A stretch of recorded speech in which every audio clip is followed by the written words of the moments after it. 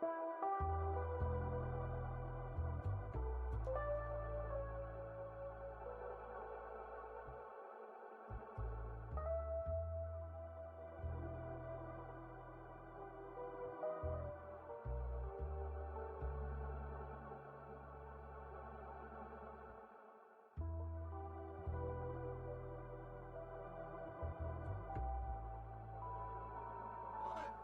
is this place?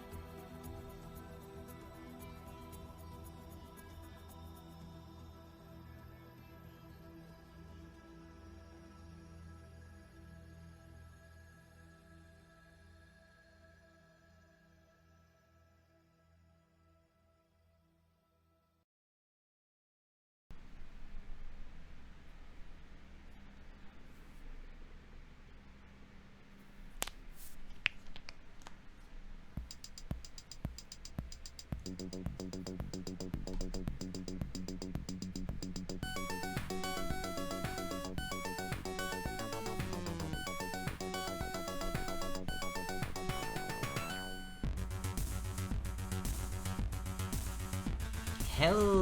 everybody, welcome back as ever to Building Blocks, possibly the second most niche Minecraft stream on Twitch, next to presumably anything by PewDiePie. And today we're starting off with a little bit of show and tell here in the various equipment world, because I have added something that is entertaining, also probably fairly niche, but I'm doing a Minecraft programming stream on Twitch, so yeah, clearly there's going to be some niche involved. But here we have it. So top row here we have all of the concretes in a nice little color gradient pattern there. I don't know why Minecraft's green is so incredibly muted, but who knows. And on the bottom we have a series of new blocks. So all the way up the color spectrum, vibrant colors here, completely flat texturing. People often tend to think that concrete is the flat color of things, but nope, there is actual texture in there, and that can be a problem if you're trying to pull a key, or for example. And we also have at the end here a missing block. This one isn't. To be clear, this is intentionally missing. It's also not actually. It's also not actually missing, it's an actual block, but it's named the missing block and it's made to look like a missing block, so it's still, strictly speaking, a missing block. Things get weird in this stream, sometimes. And, oh yes, my favorite part of these is they have the exact same coloring, even in jet blackness. So, consequently, you are actually able to, you're actually able to pull a firm key without having glowstone around and letting everyone, hey Dasser, good to see you. You're able to have a firm key without actually, like, lighting up your own character, which is a frequent problem in Minecraft, because what people tend to do is they will take a glowstone block and they will either retexture it to look like something that they can actually pull a key on, or they'll put, in more like vanilla settings, they'll put, like, a map over here that's just pure green, and that works well enough, except that it lights up my character, which makes it significantly worse for actually using as a chroma key, because you don't want that's effectively called spill. You don't want spill on your actors, because especially in the case of my green screen, for example, light reflects and turns me green, which turns me into chroma key, which turns me transparent. It doesn't happen as much inside of Minecraft, because Minecraft's lighting engine is values from 0 to 15, but does mean that you can get as close as you like to these green screens and have absolutely no light spill. None at all. So you are exactly as lit as anybody wants you to be. Bonus points, these are transparent. So if I stick this over here, there is light behind them. So if you do want to have a keyable but bright wall, you can still do that in much the same way. But yeah, these glow in the dark. They are indestructible to blasts. You can still mine them, but they are indestructible to any amount of TNT or explosion, so you can have a big action scene in your green screen kind of area and whatnot. And here, how did I get the full bright working? They are emitting a light level of 3. They're otherwise identical in effect to magma blocks. So I just pull those out. Bloop. There we go. Same effect happening here. So if we just set to day. Yeah. The magma blocks have an extremely low light level, which causes them to actually glow in a full bright manner. Other than that, there is a variable inside of the model files called shade, and that is on a cube by cube basis. You can't just assign that to the model itself, as far as I'm aware. But if you turn that off, it turns off the shading on the sides and whatnot, so that they actually stay consistent like that. These are transparent, so you can put lights behind them and whatnot, and they also would kill grass if you need to actually, like, put them on top of grass for, like, I need an insert, that kind of thing. So these are effectively the perfect chroma key, and I love them because I'm a massive film nerd. The missing block was in 112 of Various Oddities, and it has a particularly onerous amount of time placed into it because I have specifically made it so that the purple, or the magenta more specifically, exactly matches the magenta screen. I'm not sure why that was my goal, honestly. But I spent a frustrating amount of time staring at it like this, trying to identify if I could tell which side was where. Because just... This has been my life today, effectively. The black side's fine. The black side is easy. Does it exactly match? Yeah, exactly. Like, literally, the texture for the screen blocks is a flat white texture, so it is exactly black. But it's just like, I spent so much time trying to make sure that this matched this and vice versa. And, oh boy, my eyes kind of hurt after doing that. But, now they perfectly match, so if you, for whatever reason, wanted to do a transition into, like, between these two, you are absolutely able to do so now. And just, yeah. Which, because these have no shading, you can get very quickly into some really weird kind of geometries here. Like, there is no, besides, like, the top there is no indication here that there is any geometry whatsoever. Which means you can do all kinds of funky things. There's no crafting recipe for these. They're currently, at the very least, creative mode only, but there they are. Got them all. Ah, lordy, lordy, lordy. So yeah, that's pretty much my day so far. In fact, let's get the walls out, just for further comparison. The other thing that people have frequently used to indicate, like, block color here. What a terrifying block to make jumping puzzles with. Oh yeah, make an entire room out of that. Oof. That would be mean. Okay, bloop, bloop, bloop, bloop. The green is very much meant to be chroma key green. I'm pointing to the wall that you guys currently cannot in any way see, but yeah, the green is dramatically different from Minecraft green, as it were, because Minecraft green is very dark compared to more or less the entire rest of the spectrum around it even. This is a much smoother transition, as it were. So I did specifically work that towards, like, actual keying.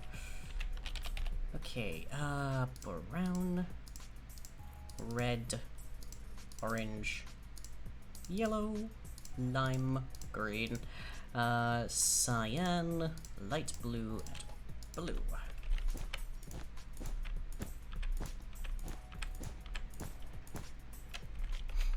Let's see if you can survive in this puzzle map that's only built out of blue chroma blocks, or worse, is only made out of missing blocks. So you can see where the edges are, but your vision is almost entirely composed of noise. Oof.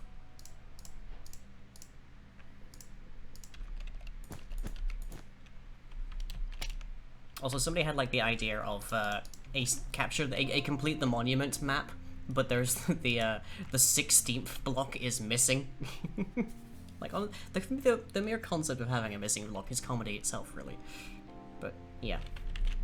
So there you can see, I guess, top level is what people originally used for block colors, for just flat colors, as much as they could. Middle level is what they more currently use, and they also use terracotta, but that's even less clear than the rest, I think. And bottom level is what we got here. So gorgeous. This is me being a complete film nerd. I will admit, there's a very, very specific group of people on the internet who are going to have any use for this. But I'm among them, so like, look how clear the edge is between me and these blocks, even when I'm right up against them. It's Perfect. Get yourself that with a high frame rate, and you have a perfect key. I will say, usually chroma key is drawn most commonly from green, occasionally, and especially early on in cinema history, from blue. There is a reason, green, blue, there's a letter missing there, there's a reason we don't do it with red. And looking at me from being an Englander, you wouldn't know what it is, but the answer is that red shows up very heavily instead of human skin tone, so if you try to pull a key out of a red kind of green screen, what'll happen is your actors go semi-transparent. But in Minecraft, that's less of a concern. So here we are. And black also, I think, does double work as just being like the void. This is Vanta Black right there. Anyways, our job today, first and foremost, is to re-implement a status effect. Ghost key is what we're saying, I guess. For a ghost key of me, you'd probably want more of a white. I mean, yeah, you can practically tell, like it's completely invisible. My hand just sort of begins there. But okay, yeah, we're re-implementing a status effect first tonight from the 1.12 version of Various Oddities, which might be particularly helpful if you're if for whatever reason you really need to like hunt down an archfey, because we are implementing a status effect known as Anchored, which prevents teleportation and passage between dimensions. Which I believe there is there is a event for that, so it shouldn't be too difficult, but we'll see. For some strange, highly specific reason. Yeah, I mean this is the nichest of niche streams here today. Those are also, by the way, the very first blocks inside of various equipment, so yay for that. Right. So here we have Various Oddities, with oh so much more than oddities at this point, but then again, Various Equipment is like 90% cosmetics currently, because my community are a little bit feral. We tried to domesticate them over the years, it always backfires terribly. Okay. So here's all the effects that we currently have. We have Sleep, which is still kind of work in progress, because it does currently prevent you from doing stuff, but it doesn't put you in the sleep pose, which is a fairly significant part of being asleep. We have Paralysis, which works as intended. We have Dazzled, which works as intended. We have Dazed, which gives you the Tweety Birds and everything. It's beautiful. We have Arcane Sight, which is only useless right now because there is no magic. There's the magic system, but there's no actual magic, so there's nothing to see with Arcane Sight. We have Deafened, which prevents you from hearing anything, including chat. We have Silenced, which prevents you from making any ambient or hurt noises or using chat. The exception being commands, because silencing a admin would be a bad thing if it prevented commands being called. We have Petrified, which basically turns you into a statue. Petrifying, which gradually turns you into a statue. And Entangled, which covers you in vines. So, TikTok, I guess. But okay. Static, final, effect, Anchored. Yeah, potion. Let's just make it a potion VO for a hot minute. Effect type wants to be, depending on your opinion of the Nether, negative. Okay. And there we go. Already we have an effect in, but currently it does so let's see. I think a server, I think, is where this needs to go. Also, we have some interesting faces in chat tonight, it seems. We have Lance, and we have Tysa, and we have Tev.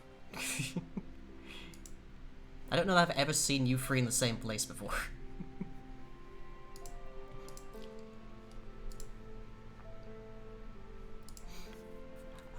But okay, right. Let's start by going with the server part. That's fairly straightforward. Let's see. Waking up, sleeping hurt. There we are. Right.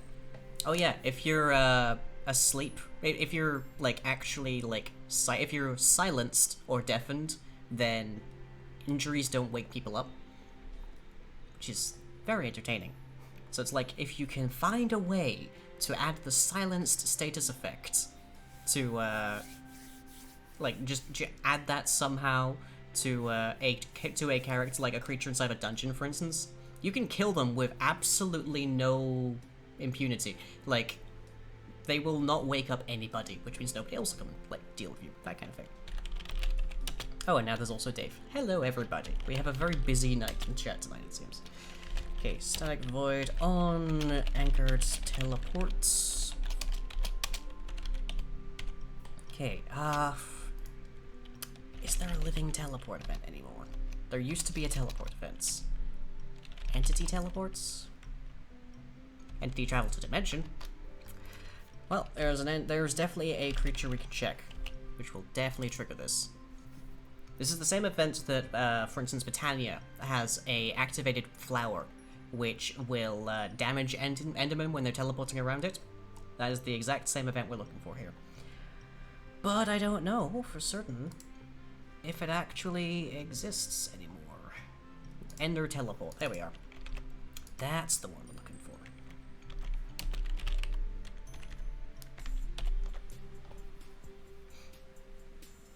It's spelled Hyohel. Okay, noted. Thank you, Google Parent.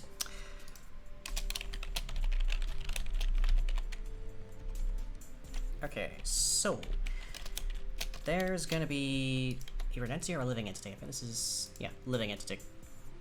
Just fine by us.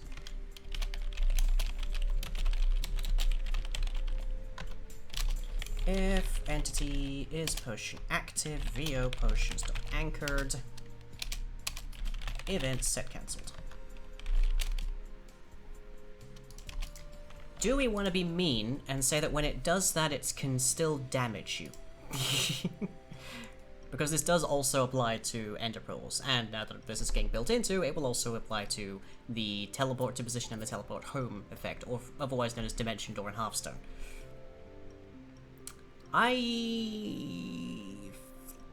It's cancelable. It doesn't say, but I'm going to take a wild guess and say if it's cancelled, it won't deal damage. But I guess there's a way to test that. And just real quick while we're here, let's add in Travel to Dimension. Entity, this is the longest event name ever. Entity Travel to Dimension Event. There we go.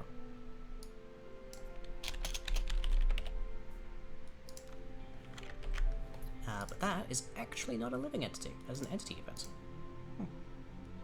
Weird, that. Generally speaking, like, the most common example of, like, an item like, an entity as opposed to a living entity in Minecraft is probably a dropped item. Just an item stack on the floor. Which is not a living entity, but it has most of the same properties. And it can technically have potion effects applied to it. It's a weird situation, but it can technically have potion effects applied to it. Yes. Get entity. Oh, never mind. I'm completely wrong. I'm remembering earlier code, probably. Yeah. Particles? Yeah, particles are also an entity. They're even less of an entity than a living entity, though. Like, they're even less of a living entity than an entity, I should say. Entity, entity, and... Okay. Yeah, there's a hierarchy, I guess. I guess a minecart is also an entity. Actually, no, come to think of it, a minecart might not be. Abstract minecart entity, roots in entity. Yeah, we go. So a minecart is also an entity. There. So entity tries to travel through dimension, check if they're a living entity. If they are and they happen to have the anchored effect, bleh. Okay. Let's boot this. Look, it's very hot in here. Dear Lord.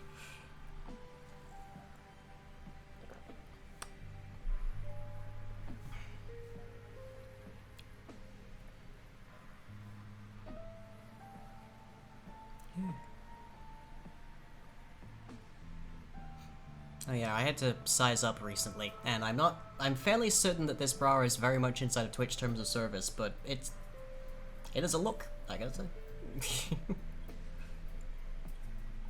Armor stands are entities and you can build a working TV screen out of them. You're not wrong. If you command block them, you can make them dance and such. It's entertaining. Okay. So, for anybody that's popped by and hasn't been on the streams for a bit, Various Oddities updated to 116. I guess now I have to update it to 117 at some point. And it has more or less, for the moment at the very least, become the Forge equivalent of Origins. Plus a fair bit. We can do oh so much, and I really need to figure out how to fix these room renderings, because that... Ugh.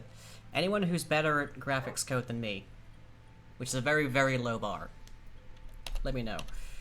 Who needs an archfey when you have armor stands with fancy hats? I guess. Okay, so we should have access to the effect now. Give dev Varod anchored. Great. There you go. And I've already got the icon in it, because why not? Okay, now if memory serves, creative mode players can't use ender pearls. Or they can, but it still does heck all right now. Next question. Is that because I have anchored, or is that just because I'm in creative? I don't know. 3, 2, 1.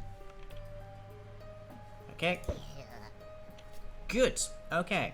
First test done. Next test. I'm gonna need a portal. I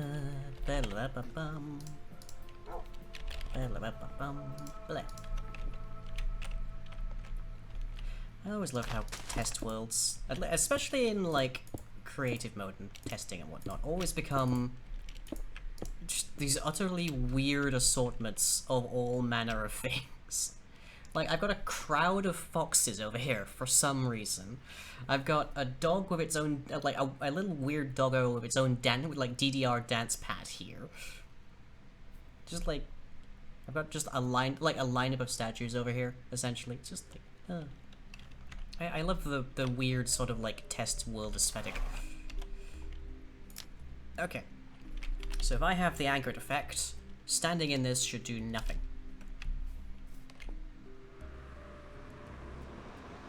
Except make me very drunk. Good, good, good. Crab? Yeah, we have crabs in multiple sizes. We have the giant crab and the weird, freakish, tiny crab. And back in 112, these pretty much overran most water areas. Because they're very, very little spawns inside of water. But, whoa. I have to make sure. Blip. And now we have statues. I do need to do some mix-in to the renderer, because you can see they're still wiggling. They've still got their idle animation, and I want to freeze that when they're petrified. But there we have it. There we have it. Here's me with apparently 11 degrees Celsius, but it feels colder here and trying to get warm. How blooming hot is it here, exactly? Currently, here it is, 18 degrees. Which is not terribly hot, but I'm also in a room with 3 different studio lights pointed at me, with basically no ventilation, because streamer life, I guess. Nobody in the UK has AC. 18 is already kind of pushing it for us. Okay, next question. Does this work in survival mode? I am presuming that it will, but always good to test. Lord knows I've gotten calls out before for thinking something was already good and then not actually testing. Okay, so that works, and it does damage. That does use up my ender pearl. I don't think that's a huge negative, though. And if I stand here, I just get drunk.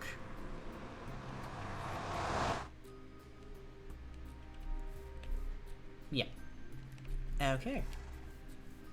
Very good, very good, very good. I think I just need a color for them. And then anchored will be, well, a color and a name, but probably.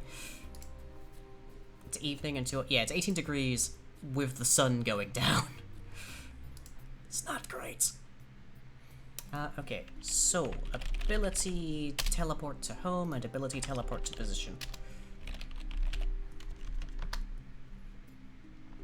You can only Hearthstone in your home dimension, so you can't go from the Nether to the Overworld or such, but it is there. Okay, so if it's not failed that, then right, yes, I did a poll to determine what should happen if, because teleport to home, to position rather, tries to put you as close as it can to where you're looking, except if doing so would cause you some harm, like put you into a solid wall or put you over a drop, that kind of thing. Basically, it tries to make sure you don't somehow gib yourself. But is that the... yeah, I think there was a thing here. I asked people if they wanted it to actually have a chance to fail completely, or if it couldn't find a safe place, point you exactly where you were pointing. Like, sort of the assumption of how much skill you as a player have, I guess. How much expertise. In which case, the failure part is no longer necessary now, is it? Like, we just keep going here, I guess. And then either way, we do that. Okay.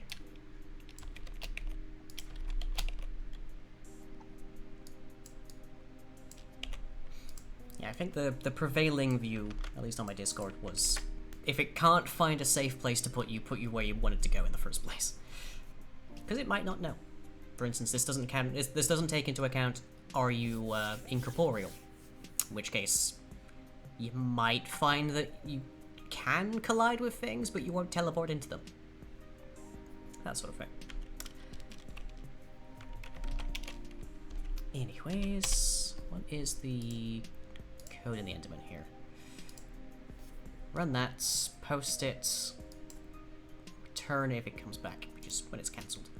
Okay. Now there's a comparison. There's two different kind of effects inside of Varus Odyssey's 112 magic system. There is the...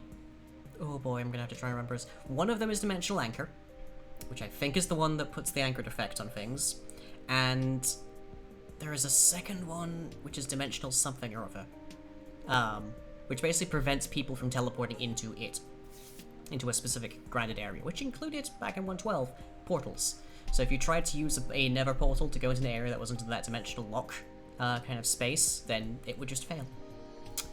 Which is part of why spells had to be part of world data, so I could actually, like, retrieve it. Anyways. So, enter, teleport, events.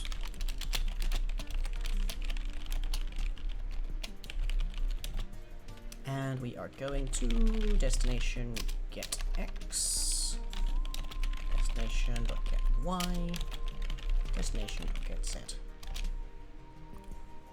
The second dimensional lock effect is really cool. Yeah.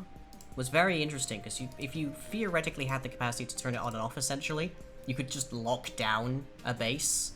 But, yeah, that was nice stuff. Entity, attack damage. Right, yes, well, 0, because we are indie mans and such. If Minecraft Forge dot event bus dot host that event, then return. There. Make the noise, don't actually do anything. We make the noise so the player knows something was about to happen. And then didn't for some reason. Okay. Next up, we could also just stop them using the ability if they're anchored. That's another possibility. Save them some confusion. Let's see.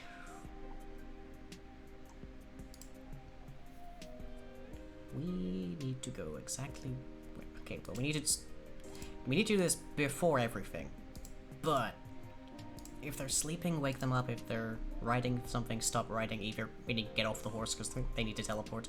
This probably needs to happen inside of the teleport code, looking at it. Because otherwise, you click the button and somehow you've dismounted your horse, but also you haven't actually gone anywhere?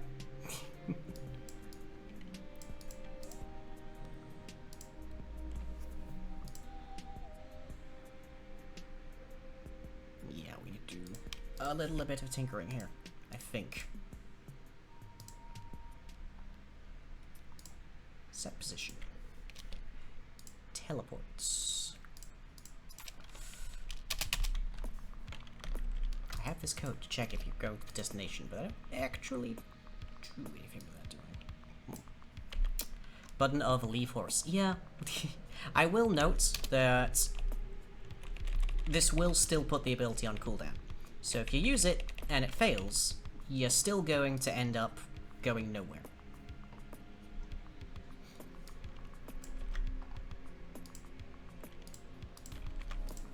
There. Entity, stop writing, sleeping, wake up. Good. Right. Little bit of a change there. Okay, let's see if that works. Generally speaking, if you're gonna program something that prevents teleportation and you have things in your mod that allow teleportation, it's best to actually make them interact.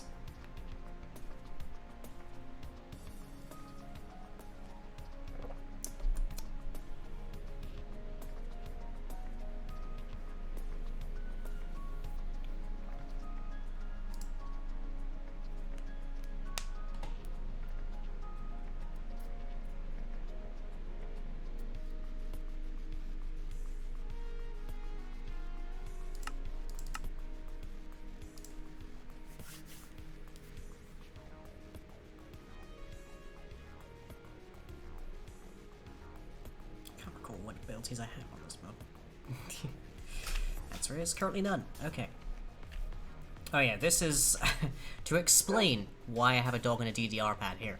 I was having some slight orientation problems with these dogs when they were holding stuff in their mouth, so I had to have a system so that I could test them in different orientations as they were moving. It's kind of cute, but it is very odd. Anyways.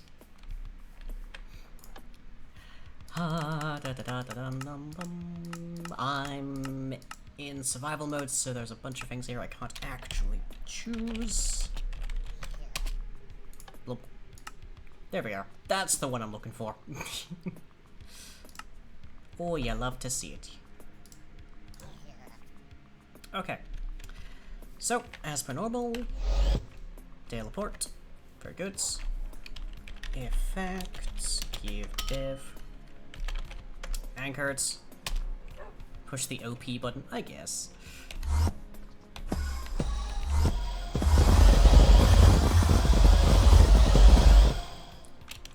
Okay. There is evidently some code that I overlooked because I'm able to just spam this, which I can't normally.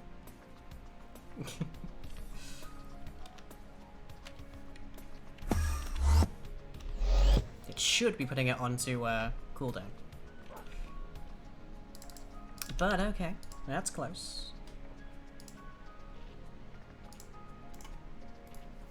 So let's see. I'm guessing both of those abilities have their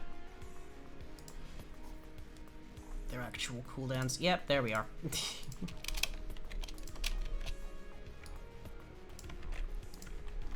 There.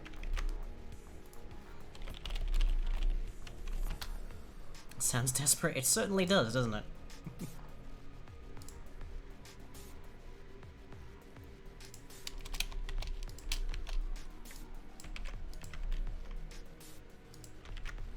There. That should put them on cooldown and also not doing anything.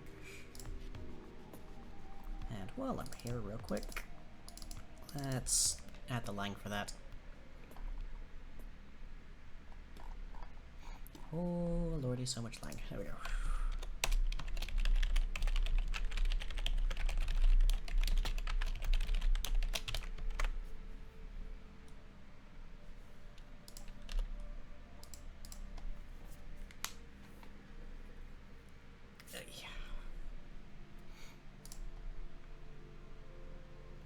that also would constitute like actual mic spam to anybody around you if you could do that.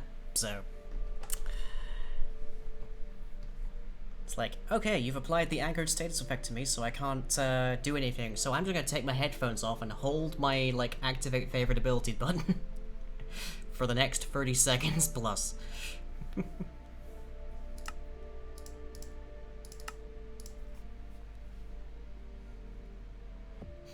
This is now your problem.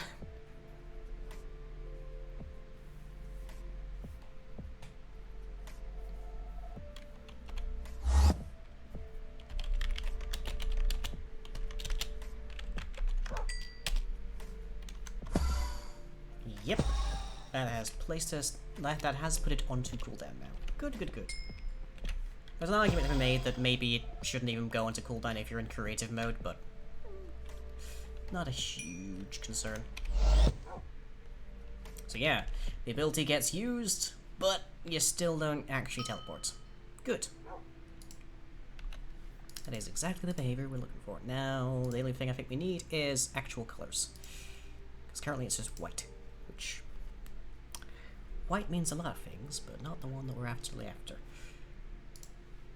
Now I know I have old code with a number in it, but let's just grab it from the icon.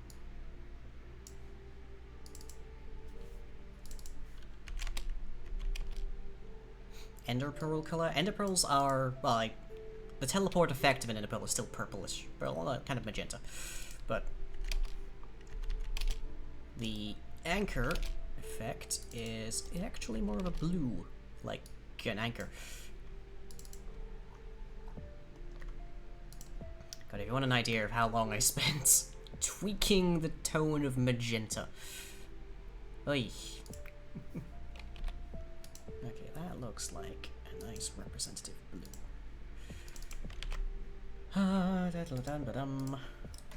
Okay. Hexadecimal.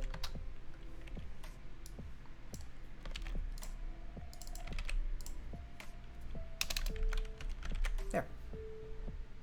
Magenta's the most complicated color. It's also very painful to be staring at for over an hour. I've learned today. Like, just real unpleasant trying to compare two vibrant, highly saturated tones of magenta. Oof.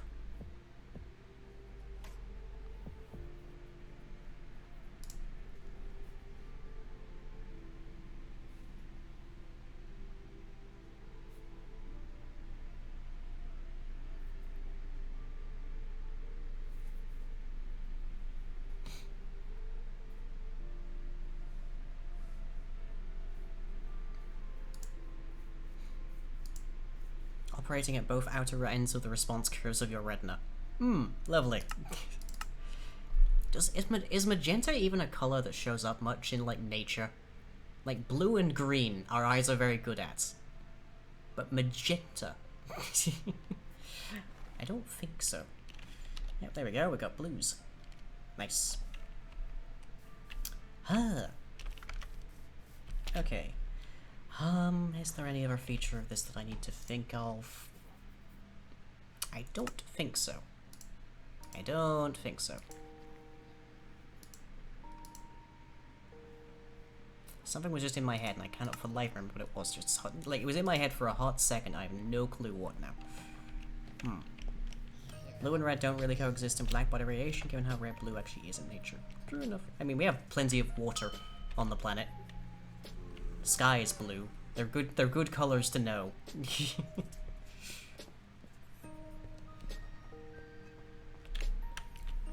Blue is often associated with the future, but magenta is the real color. I mean, the 80s have taught us this, surely. God, what was I going to show off? I can't remember now. That's gonna bug me. I'm sure there was something, but I cannot for the life of me remember what it was.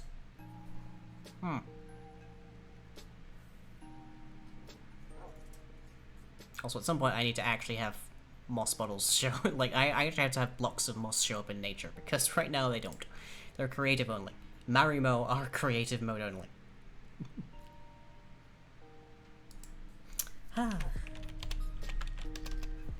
Okay,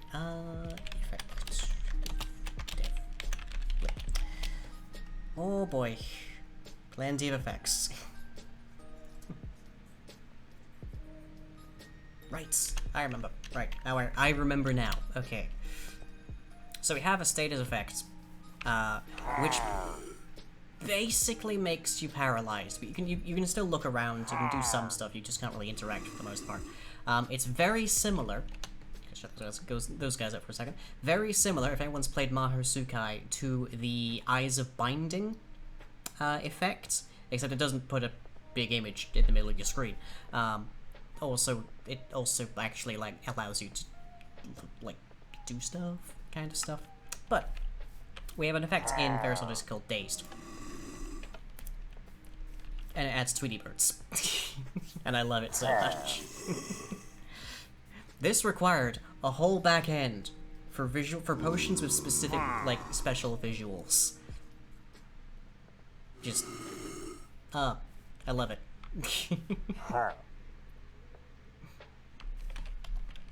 And then we have Entangled, which works more or less like you'd imagine. I could put an actual like model over this, so like there's vines coming out the ground or something, but I think this looks good enough. And then we have that. I guess theoretically you shouldn't be able to make noises if you're paralyzed as well. Well, if you're petrified, but it does do a weirdness on these guys. And I think it's because the Entangled mixes with the stone to not actually be opaque, resulting in their original tone showing through. It's a little weird, but low priority. I just love the Tweety Birds, personally. There are currently not really anything that give these status effects by default. There's the template now for liches, but the template's not accessible without outside of commands. But basically just having these effects implemented is a significant step forward in actually using them later on. And in the meanwhile, they're entertaining. So, there's that. Right though, now that we've got Anchored working properly, where is Wargs? There is Wargs. I'm fairly certain I had a couple of Wargs around, but they don't seem to be here anymore. And I'm just gonna not judge that at all. I'm gonna not question that in the least. But anyways, here we have an Warg, and Wargs are rideable. They're very speedy. I probably need to tone down their speed a little bit. But you always have to try and figure out how are you going to compare things to horses, I guess. Particularly when, depending on what like species you choose, you can't just fly. But here they are. We don't have an inventory for them just yet. We can't make them sit. Player has joined the game. Yeah. Oh, hey Violet, how you doing? Didn't know you would follow me already. But yes, we have Big Doggo, and Big Doggo is currently accessible. The way that you get Big Doggo is these very noisy chaps will find wolves, tame them, that turns them into those wolves, and then if you breed those wolves together in a fairly protracted like breeding program, eventually you'll get really big wolf over there, really big doggo. Because they do have genetic values. So you can get ones with floppy ears, or ones with a like a shorter snoot and such. And eventually you get ones like this that are big enough to literally ride. Pretty nice, pretty nice. But yeah, we need to figure out sitting on them, and then whether or not, like, how to access their inventory, because I do want to have them actually having a like the capacity to be chested, so you can actually put like saddlebags on them. And then I do want them to actually also like be able to sit, because one of the like details of them, if I just stand on this one for long enough, is that they will move around of their own accord. If you're not actively controlling them, they will actually go after and try to kill things. That's not quite implemented, but oh boy, I probably need to tone down your limb swing there a little bit, because, ooh, there you go. But yeah, they're meant to be big, buff, beastie boys, and I need to figure that out a little bit. Let's see, it's about time for my break. Well, let me at least bring up the code for them.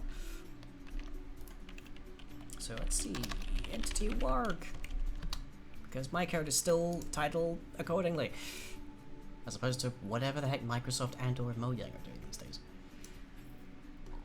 Oh yes, you can train them to not be aggressive. Just by the by. That there is a gene for that. So, but the downside is when you actually like once you have bred a warg, wargs themselves are sterile, so you can't breed wargs together or wargs and wargs together. You can only breed wargs, which means that wargs are essentially a dead end. You can make up your own mind as to why exactly wargs can't be used for breeding, but it essentially means that you have to get all of the details that you want in your warg done in your wargs, and then breed them together to make wargs. You need to try and breed out every instance of the genes that you don't want, that kind of thing. Anyways, let's see, is radar controlling, get mounted speed. Where are we? Yeah, that's the breeding right there. But they don't have the AI for it either, so. Travel towards is radar controlling, mounted speed. Ah, there we go. Start writing. Okay. Imagining a mod like Resourceful Bees, but for wargs. So many doggos. 101 doggos. Don't know where the resources come from. Maybe they just shed it. Like a winter coat. Who knows? Who knows? Okay, trying to think. Let's have a look in our code here. Because we come from Abstract Goblin Wolf. Do we have... Let's see, Goblin Timer. Is this from... Yeah, tameable. Okay, so if is tame, then that.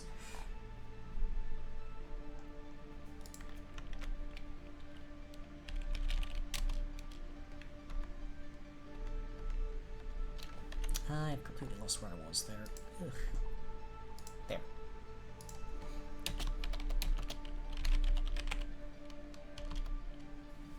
Just to really make that clear. Tamed or the player is like creative. That's probably a meaningful metric for us. There. Under most circumstances when you encounter a warg, they're probably going to be tamed. But they might also be part of a goblin raiding party, so who knows? Filling the world with multicolored resource wargs would certainly be something. Oh yeah. Same place it comes from with the chicken spot. I think the chicken spot is meant to be like the eggshell or something. I don't know. I do not ask from whence the egg came in that case. Okay, so let's see. Abstract horse. It's gonna be our first stop for finding out how we open up a custom UI when we open up our inventory.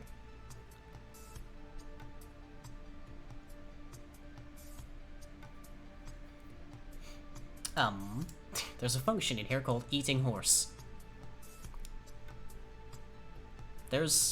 Okay, sure, fine. Yep, not gonna pay attention to that much.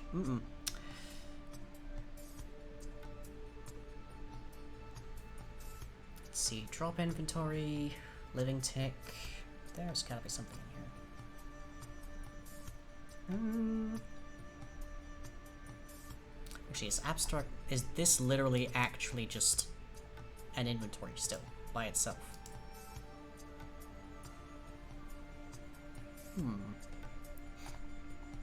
Anyways, I'll be back in about 10 minutes. See you all then, and we'll get to work on an inventory for the works. Yeah.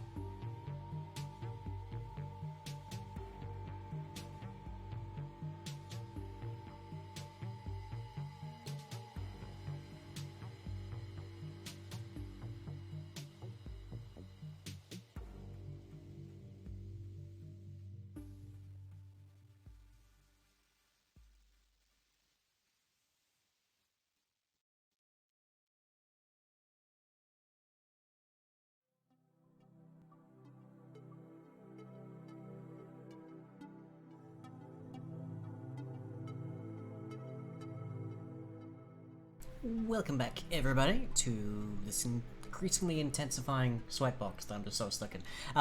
So, just before we left off there, we have managed to fully re-implement the anchored status effect that prevents teleportation as well as dimensional travel if you have it. And we are now back to working on wargs at very, very long last. Various Oddities is meant to be a core mod for the various family of mods, but boy does it feel like I got distracted for several months. Can't imagine whose fault that is. But I've managed to dig down and find out exactly where we access the horse chest, the horse's inventory, which includes their saddle, as well as any armor and any inventory slots they have. And bad news, it does appear to be a bit of a bother here, because there's nothing here that says that we can really hook into it unless we just extend from horse entity, and obviously we can't because we need to extend out of the goblin wolf abstract in order to actually inherit all the same stuff as the warg, or else the wargs and the wargs have to be completely separate, complete re-implementations of one another, essentially. And the ideal of code is you never code the same thing twice. So we need to somehow intercept, I guess, this, essentially, in order to make sure that everything here gets done. We need to figure out when you open the inventory, if you're on a warg that is tamed, to access this to actually open its UI screen. So the first step to that, I think, is just making, like, is just making nothing happen, essentially. If you're on the warg and it's tamed and whatnot, or your creative mode, then when you try to open your inventory, it should show nothing instead. But to do that, I need to basically get here. Check Fred and NQ. Does this relate to network handling? Not 100%. Don't think I dealt with that in 1.12. And there's still a lot of 1.16 I'm getting used to. And for those of you who don't know, I'm pretty much entirely self-taught. I'm not, I'm not, like, fully trained. I don't know everything. A lot of things are trial and error. 10 plus years of trial and error when it comes to Minecraft code.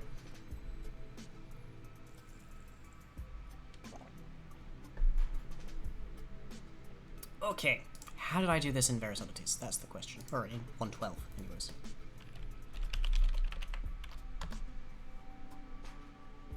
Because I definitely had mounts inside of this. Get GUI ID, okay. That will be a start. This will throw up a whole ton of errors because I still haven't fixed it from an age back, but oh well.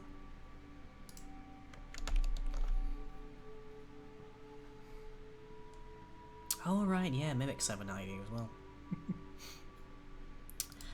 Okay, mount GUI, yes, all goods, fine. Where does that get called? I think yeah, on GUI open events. Okay, right. Do we have that event in 1.16? Yes, we do. Grand. Okay. Next question. Does this happen if you want to override this UI so we set the GUI variable to your own GUI? Yay, good. It still exists. Does that happen client or server side? Is my next question.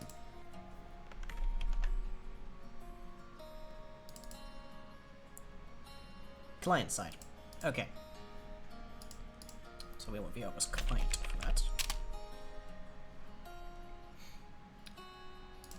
Now we don't have Pegasi, we don't have Griffins just yet, but I'm gonna quickly implement an interface so that we don't need to know that something is a warg to know that we can open an inventory for it.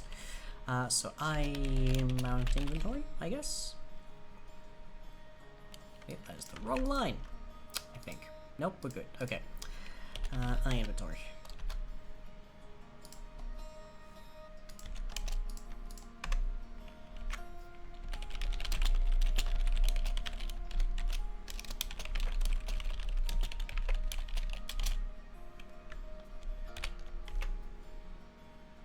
Okay. So I mount inventory. guess inventory mounted things, basically.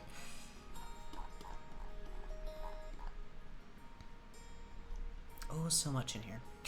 So much in here that would take way too long for me to explain. Like, here's dazzling, for instance. That's because there's a kind of vague vignetting that happens when you get dazzled. All sorts. Okay. Public static void on mount UI open.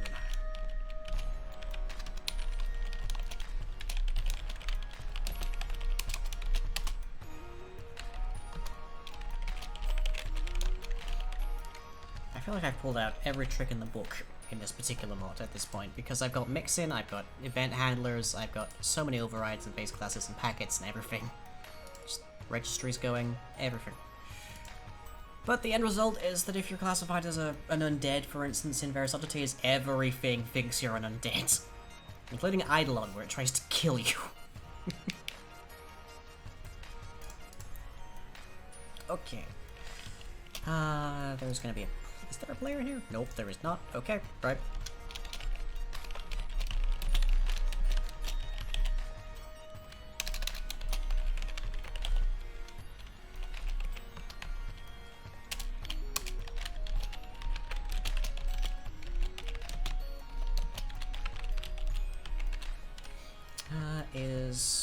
Is being ridden. That would be a very different statement, wouldn't it? We're looking for is mounted, is riding.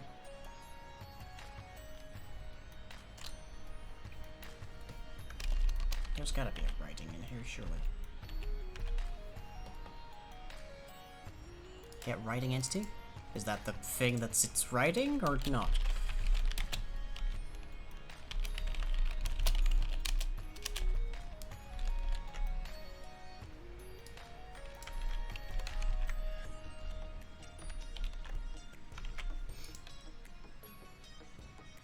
Get entity, this is writing. Okay, right.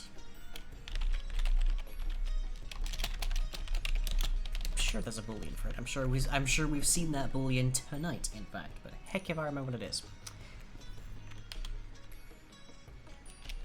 Okay, so if we have a player and that player is writing something that is our mount inventory and event.gets GUI instance of GUI inventory? Inventory GUI? I don't know what that'll call it this time.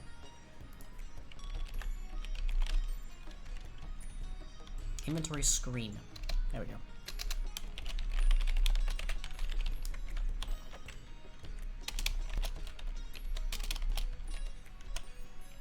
Then we want to say event set GUI. Oh well, we're gonna mount first, don't we? Living entity mount equals player get writing entity, which we know is already a case of I mount entity. Right entity, whatever.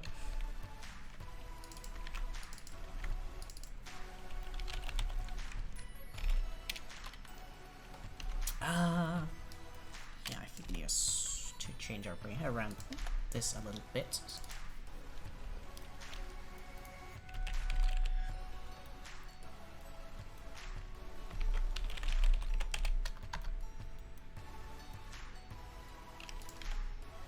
Let's see, this is rooted in container screen.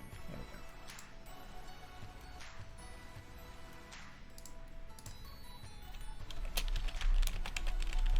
go. That probably wants to be only on the client side.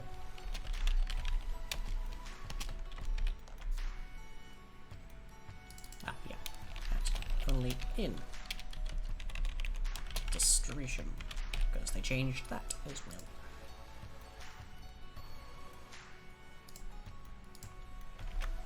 Okay. Quick and dirty, but that's most things I do on this stream. Okay. Events set GUI mount dot open GUI that player. Okay. Let's fill in the blanks for our wargs, of which there is a lot right now because we've got to do all of this stuff. But right now that's fine, we just return null, which should mean that when we try to open our inventory on the Warg that we get absolutely heckle happening.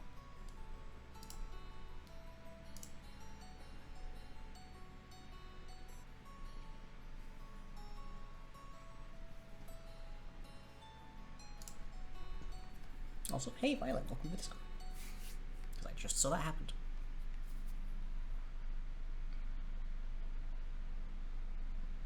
One of two things will happen if I, well, potentially three things, I guess, will happen when I try to open this inventory.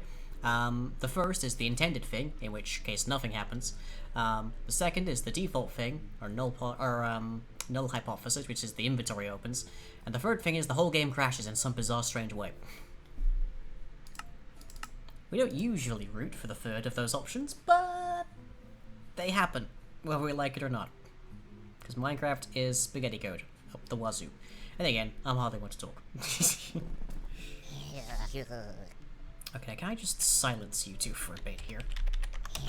Because I feel like I'm going to be around here a lot.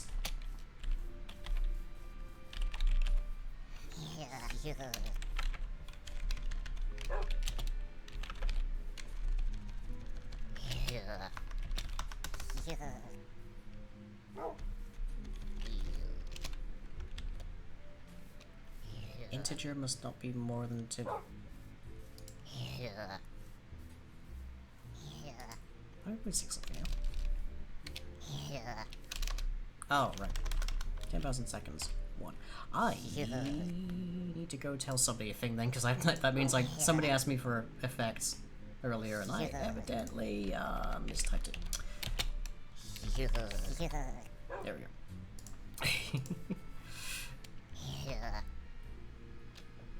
Free? Oh, right, yeah, there's one over there. Okay.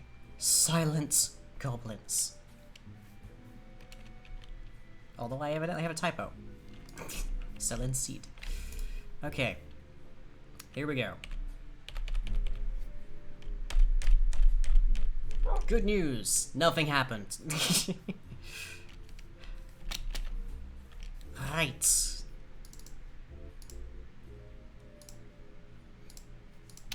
Step 2, actually make 1.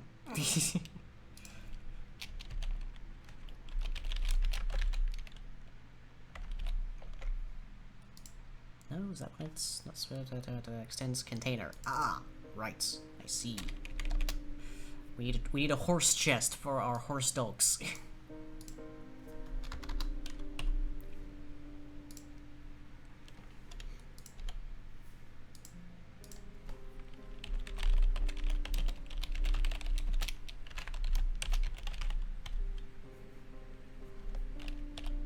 This is where things are gonna get kind of messy, because, well, inventory is a very messy thing in Minecraft.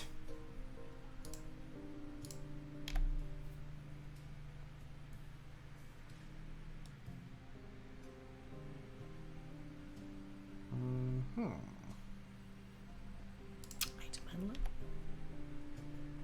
is apparently just another value deep in here. Okay. Oh yeah, there is a bunch here.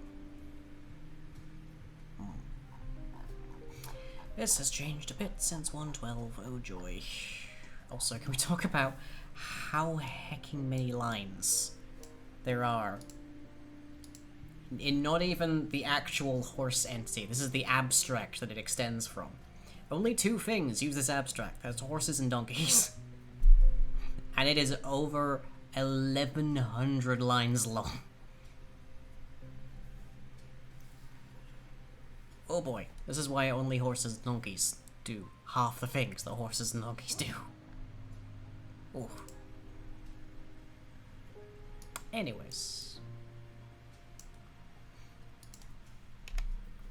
So horse chest gets initialized by init horse chest, which itself just creates a basic inventory, by the looks of it. Okay. That is fine. That also means we don't need to have this extending from our inventory. We just need this, essentially.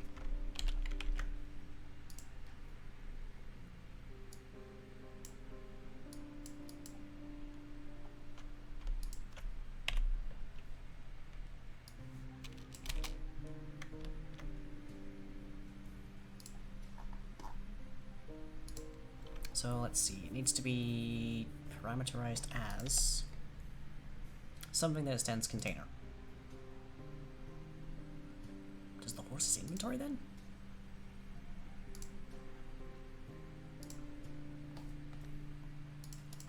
Does inventory extend container? It does not.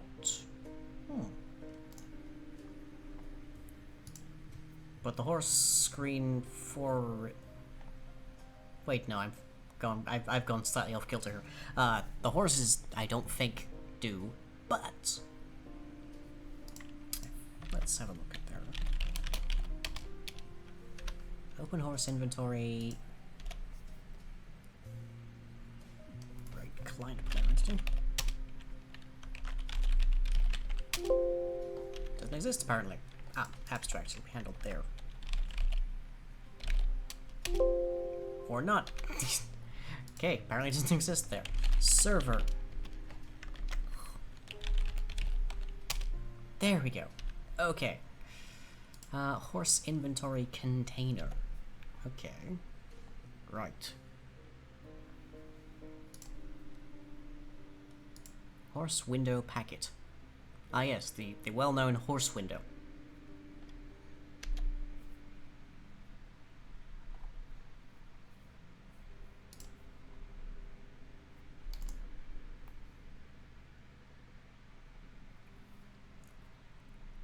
Oh boy.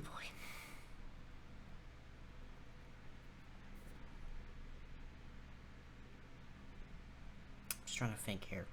what is a reasonably quick and not dull as dish? Every time this particular song comes on, that opening sting. God, if I've said this before, I think, but there's a YouTube channel for like urban legends and scary stories and whatnot, and it has a very particular intro every single episode that starts with the same opening sting as this song, and it gets me every damn time. Try to see if I can find the thing, because I don't release videos very frequently.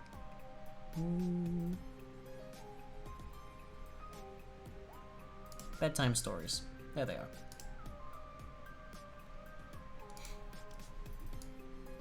So yeah, this particular channel. And I've watched sufficiently enough of their videos that opening sting is just ingrained in my head. Anyways, back to doing stuff here. So we need a GUI. Needs to be a screen. Just needs to be a screen. Okay, we could probably settle then. So, sorry. Oh lord, we've lost everything. There we are. So you're just asking for a screen then.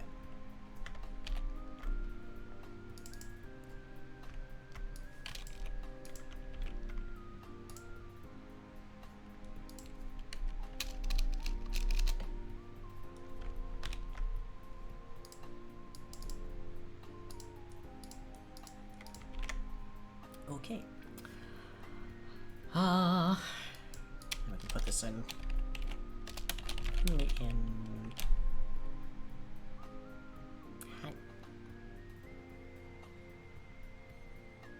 100% certain now. There. The alternative is that we have to have a switch case for a whole ton of stuff to identify what we should be opening, but okay. So, we need a container of the inventory. That's just our list here. So, inventory, container, and then we need to actually create container screen and return that. Okay. So, step one, we need to actually have an inventory.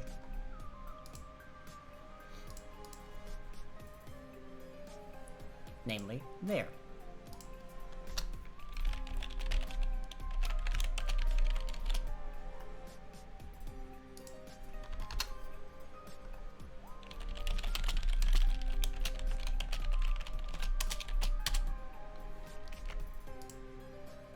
Just like what the horses do.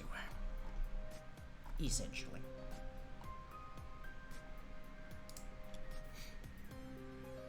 So inventory equals this dot horse chest. If it does not equal null, do all that. Just adding a bunch of listeners, essentially.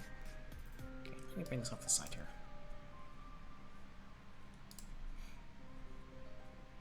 What on earth does that fuck do? Sets a watchable boolean, which, judging by the slot...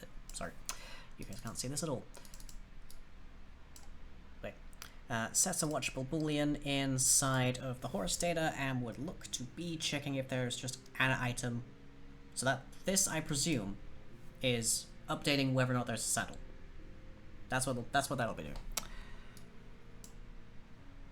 Not 100% certain as yet if wargs are going to need a saddle. We could argue that that's another special feature of wargs.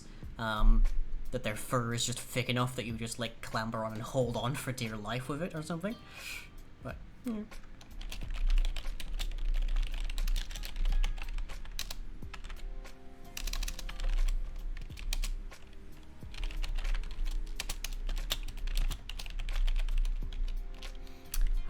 For right now, let's just say it's 4 slots.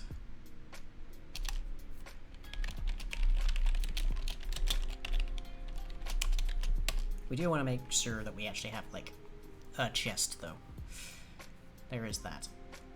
Their mouth, like, the item in their mouths is a separate item. I don't think we need to worry about that too much. That's basically just their main hand by itself. The thing in their mouth is their main hand.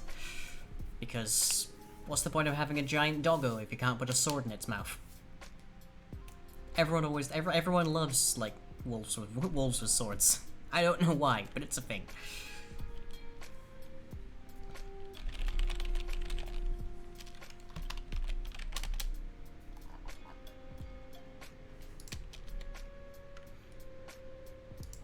A new challenger approaches.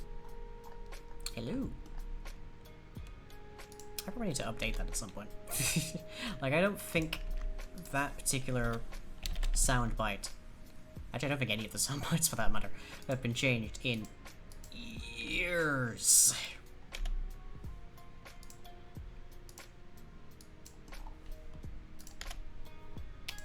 Okay, there's some inherited functions we need, but we'll add those once we go through here. Okay. I equals...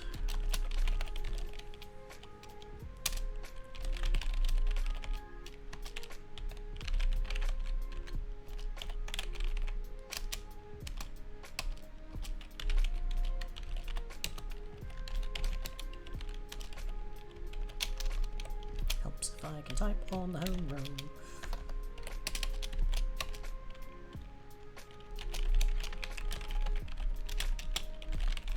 This is pretty much just cloning the inventory.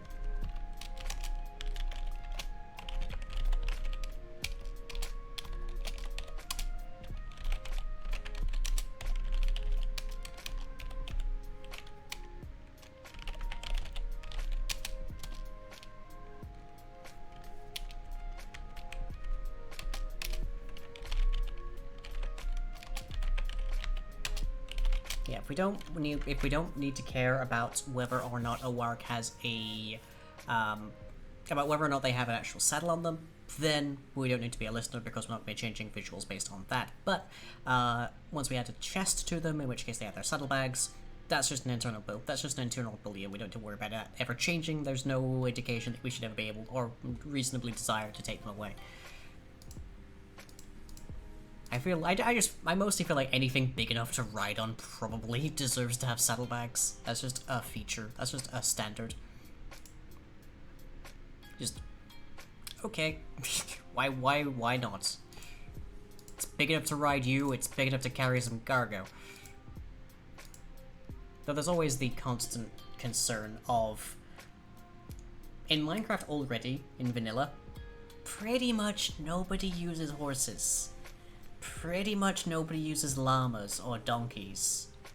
Definitely, basically nobody uses pigs, except for special conditions. Frequently, these being just that whatever reason you haven't gotten an elytra yet, which does not take very long. Whatever reason you haven't gotten ender chests yet, which doesn't take long. Whatever reason you haven't got shulker boxes yet, which isn't long. It's like, it's easier to get these things than it is to get a horse that has any meaningful capacity. And the capacity of a horse is always less than a shulker box or an ender chest or just a chest. So there's almost no real reason to use mounts of any kind pretty much for conveyance of cargo, and that's even including that you can make a whole train of llamas, because llamas, the AI is not good enough to follow, basically. But then there's the matter of all of these things are slower than even just like jumping off a large mountain elytra. Mounts are just sort of surplus to requirements whenever there's an elytra involved, especially if there's rockets involved, especially if you have made a not very hard to make gunpowder factory. So yeah, it's this question here of how do you make mounts relevant in a world where the things that mounts are used for historically are completely irrelevant. Like, every slot in your inventory can be a chest if you have enough shulker chests. Like, no amount of horses is gonna be good for that. At that point, you could just shove the horse full of more ender chests, I suppose. In which case, hey, it's a few more, but it's like there's always this question, like, how is it worth it? Like, when you have an elytra, when you have shulker boxes, what good is a horse? What good is a llama? What good is even the best of donkeys? It's like they're sort of just like luxury objects at that point. It's like, oh, I don't have to go massive distances over land, so I don't need to use my elytra, even if it has mending on it and all sorts. I can just use this horse. It's fast enough, I have the luxury of time. That kind of thing. Just, yeah. Anyways, let's have a look at this. So it looks like... Oh, thank you for that, James. I just kept giving myself mild dizziness for just venting about how useless mounts are in Minecraft. But okay, I will say, the latest Hermitcraft guys, they have a faction now entirely for not using elytra, which is good. It means we actually get to see mounts come into play. It is rendered a little bit null and void by there being also a faction that does use elytra and has like free rockets everywhere as well, so if there's any kind of shipping or cargo issue of any kind,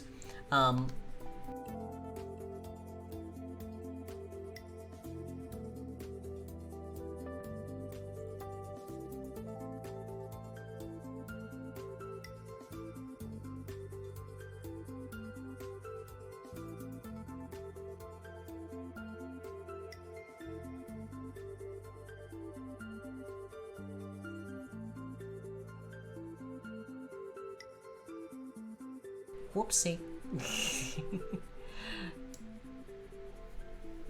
There we go. I'm talking and no one can... Yes, I've just noticed that, and I know exactly what just happened as well. Pardon me. Pardon me. Okay. Yeah, I'm just saying, like, long story short, it is good to see in Hermitcraft's latest season that there are people who are expressly using mounts and not using elytra, and it really does kind of show off just how, like, useless mounts are in Minecraft, really, but at least they're getting some use, even if it again is, it is under special conditions. Anyways. 20 squats. 1, 2, 3, 4, that was my name, 5, 6, 7, 8,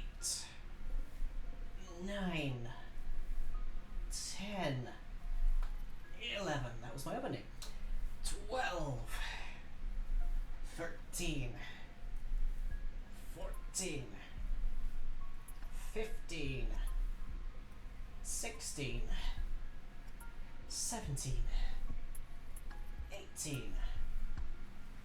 19, 20. There we go. Phew.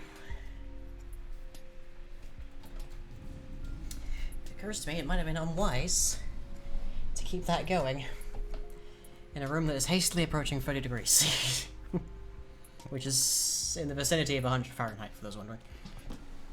Oh, my hair has come all the way out here, please. I do have a little, like, what do people call these? Hairpins, I guess? Bobby pins? Grounds for arrest for intent to lockpick in some cases. Ugh, gotta miss the old days when you could give an unwanted pursuer actual, like, heart attack by pulling a hairpin out, by pulling out a lethal hairpin out, but oh well.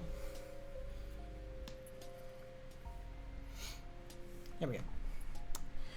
Alright. So we have an inventory. We're not saving it, but it's there. I don't think we need to know listening just yet. Maybe, but not right now. We just need to know we just need to know we have an inventory. I do like the notion of being able to use horse armor on the wargs as well, so maybe we'll have a layer for that. In which case we would need to know the contents. Mimo! Hey, how you doing?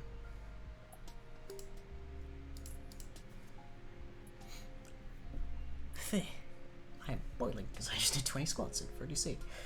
But oh well. That's why I brought a lot of very cold water today. Right. So Mimo, you're just getting here. We are currently attempting to add an inventory to our horse-sized doggos that we can then open when we are sitting on them much like a horse, which requires an event. But blame. Your housemate's taking you out somewhere? Oh, really? Have fun. Stay safe. For the love of God, stay safe. Oy. Okay, this part I think is good. I don't think that'll have any more trouble. So we just need to pull together the actual screen. We have our inventory, at the very least.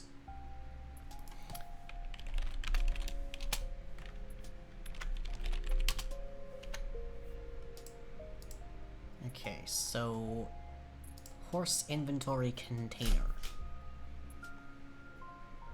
And then we just have a container screen with that. Inventories are a complete mess, so this will take a bit. Mimo, no! There's a plague.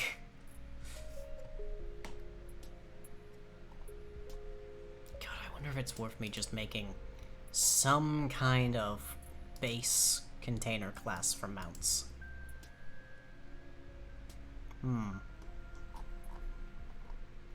Because I know exactly how incredibly painful it is to read this stuff.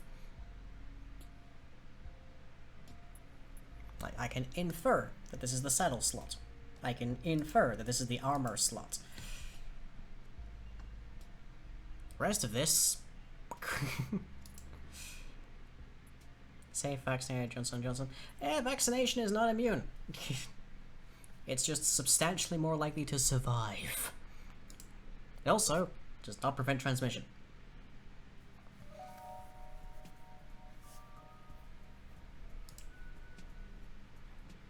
Does not mean you can't get long COVID either.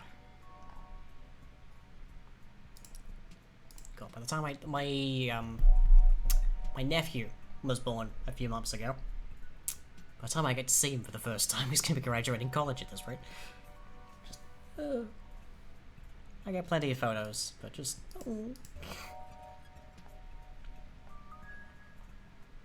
I say nephew. If he's my nephew, he's not likely to stay a nephew.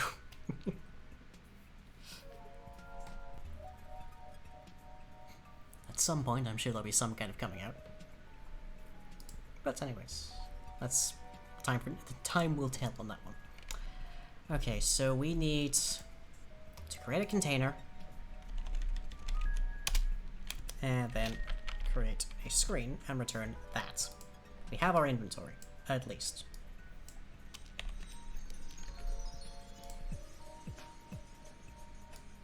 Does this even need to be 100% certain anywhere. We open the inventory in the client. The GUI event happens in the client. So this does need to be client side. But then how does the server know what container you have open?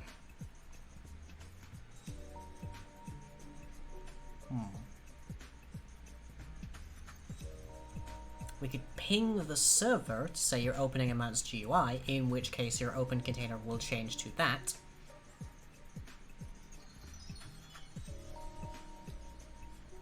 God, I hate how complicated. I hate how convoluted, I guess, inventories are inside Minecraft. I can understand it, eventually, which is more than I can say for rendering, but kind of a pain in the neck. Okay, let's make a packet. Just so at the very least, I know what to do here.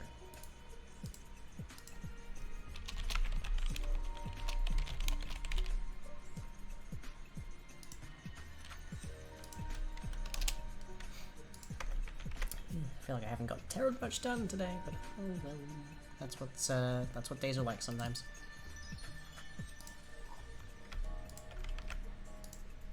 Okay, so this will be between the server and a player.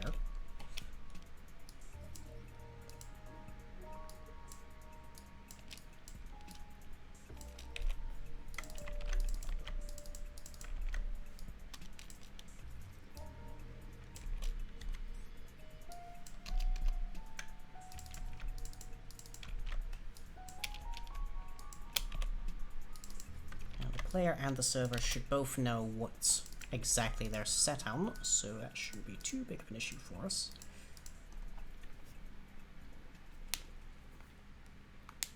Ugh. Okay. So that would be, let's see, server side. Open container of mount. Send GUI packet. Which do we need the GUI packet?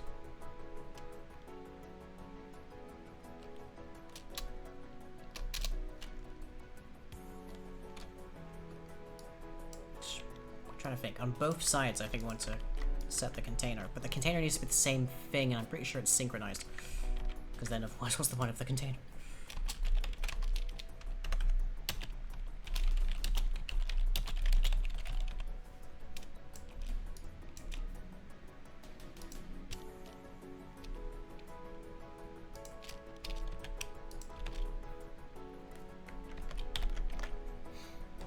Oh boy.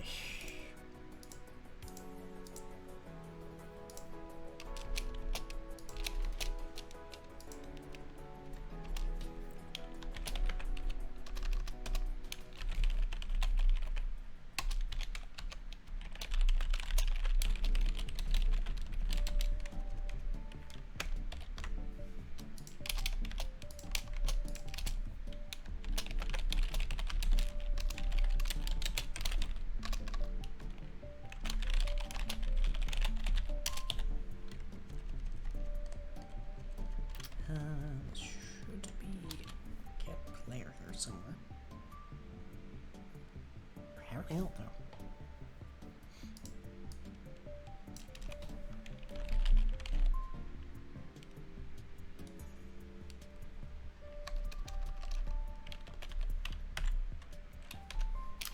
Oh lordy, how did I do this before? There we are.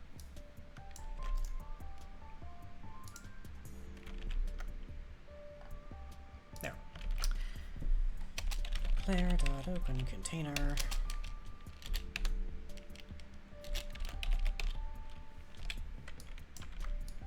To that. Okay.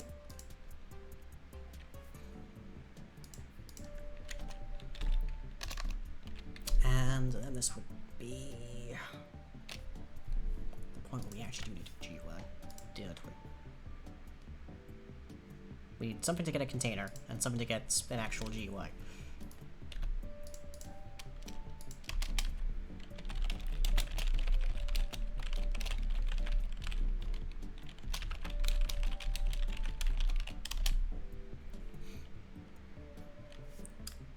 Why? Because if I don't, then I will be banned off Twitch. Somewhat as necessity at that stage. Also, bye.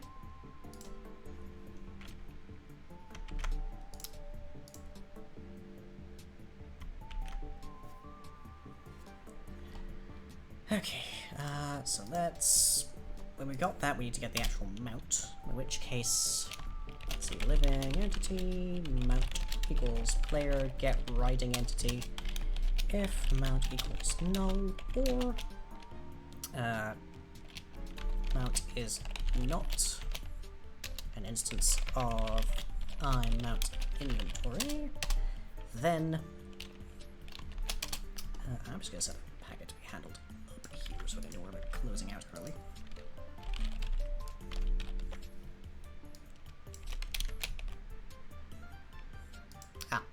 Okay. Here we go. Okay.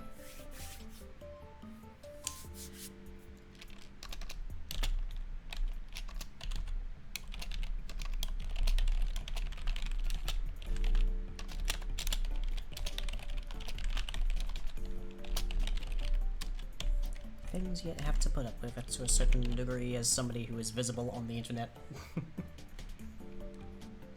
Okay, so get container, that player.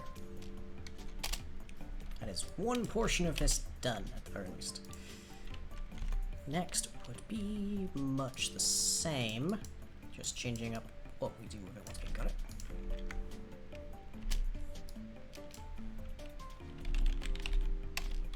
There. That means we're not opening the exact same one, although we can have a default written into imount inventory if we like, and then specify specifically what gets special ones. I think that's good then.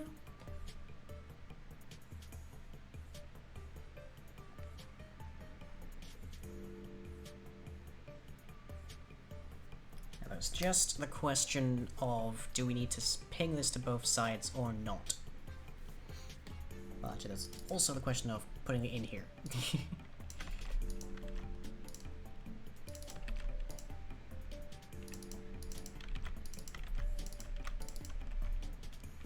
There. We need to have it on... We need to have access to it on the client side because that's where the opening GUI event happens, and that's the best place for us to intercept the inventory being opened. At which point, then, I think, we ping the server, that bounces back, and that's how we actually get things going. So send to player. Oh, nope, not this anymore. Message. Okay. So, VOBus client.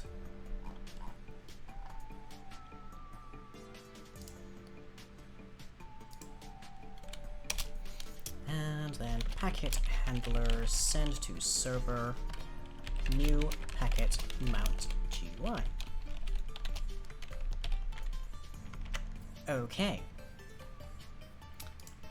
Now we need a container for the wargs.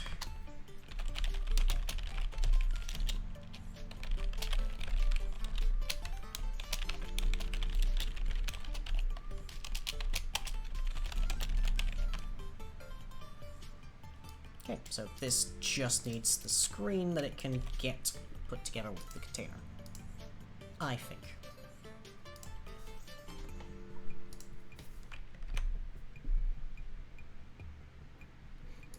So you try to open your inventory, we cancel that. And then we ping the server to say, we're opening the mounts UI, and that should hopefully do the trick. It will not look any different right now, but we can have a sys out in here to tell us what's going on. At the very least.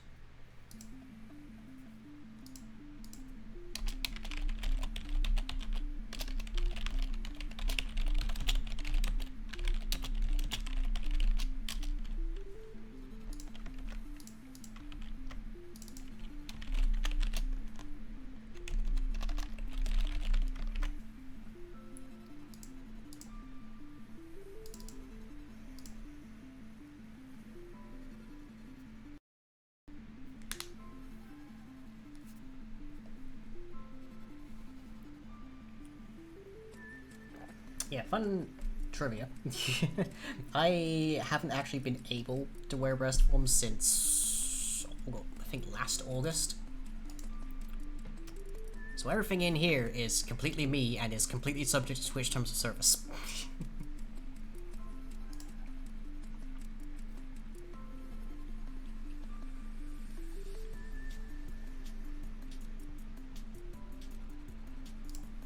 Right. Let's see what we got here.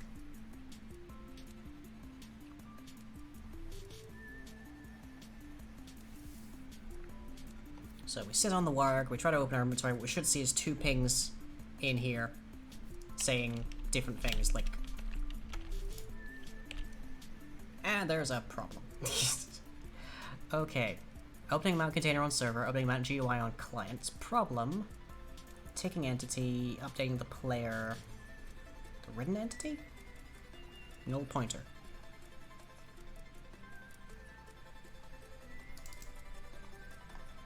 I don't see the...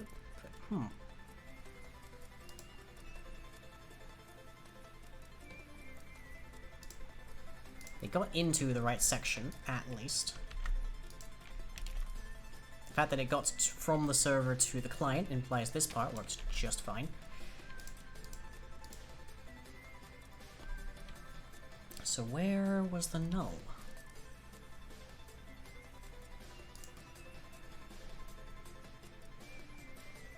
Ah, that needs, I think, to be a void now.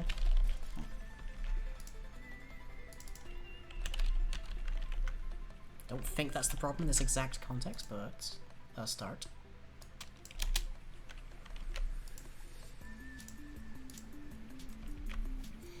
So where could there be a null here? The only place I could think there might be a null could be this line, and then this part. Tick passenger, update line times, guard entity tick. Yeah. No reference to our code specifically here.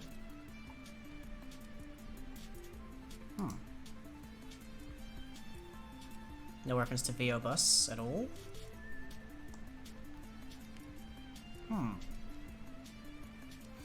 Well, let's see if we can find out exactly what line that happened on.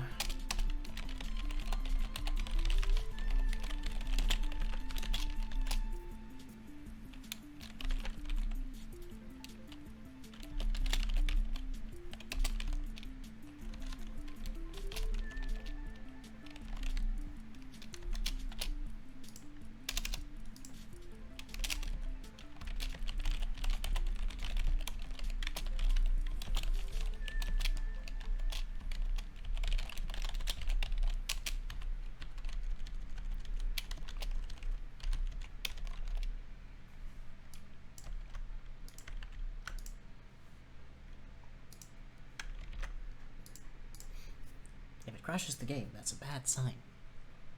Top tip.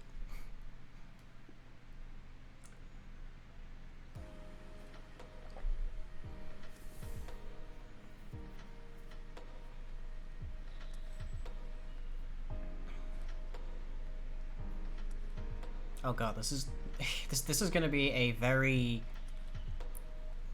there's gonna be a discrete section of my audience for this, but I did pick up a couple of new bras recently.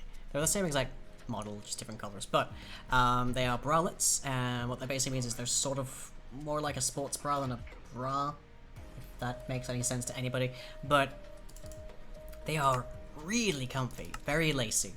Definitely would not be wearing them on this stream with this top, but so comfy, I could probably fall asleep in them. I was welded to them after about an hour because heat, but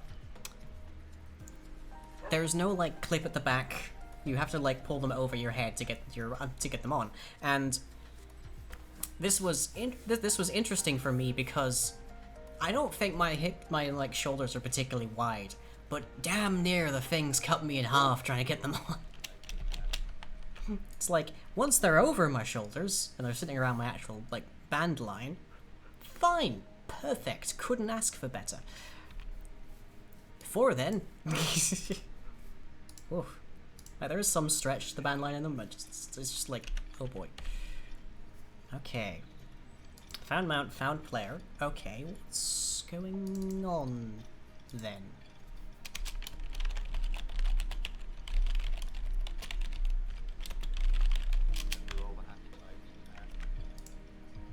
So it happens after that line, which only leaves these. As near as I can tell. That's assuming that this is actually happening from this packet and not from some other unclear element.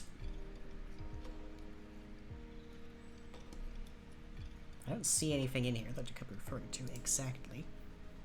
Nothing about updating there. Okay. Like a sports bra but delicate. Like a sports bra but like comfy and made to look good, I think. Like they're very cute. Anyways, I'll be back in about 10 minutes. That's my break. So yeah. Hopefully we figure something out.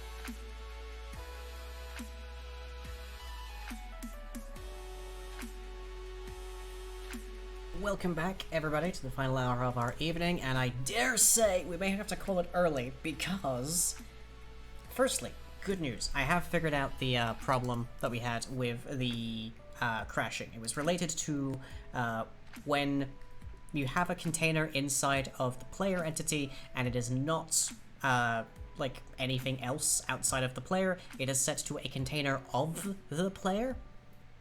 I don't know why, just is. Used to just be null.